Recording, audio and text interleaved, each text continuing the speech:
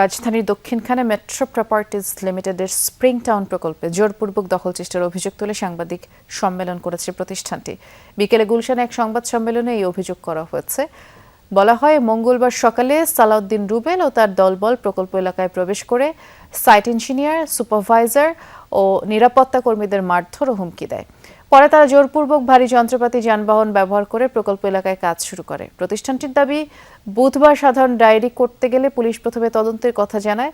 পরে পুলিশ ঘটনাস্থলে গিয়ে অভিযোগের সত্যতা পেয়ে কাজ বন্ধ করে দিলেও পরদিন জিডির কপি নিয়ে গেলে তার গ্রহণ করা হয়নি বলে অভিযোগ করা হয়। সময় তারা আরও দাবি করেন, পুলিশের সহযোগিতায় অভিযুক্তরা আবারও প্রকল্পে কাজ শুরু করেছে। যদিও এসব অভিযোগের বিষয়ে অভিযুক্ত সালাউদ্দিন রুবেল বা সংশ্লিষ্ট থানার পুলিশের কোনো তাৎক্ষণিকভাবে বক্তব্য পাওয়া যায়নি।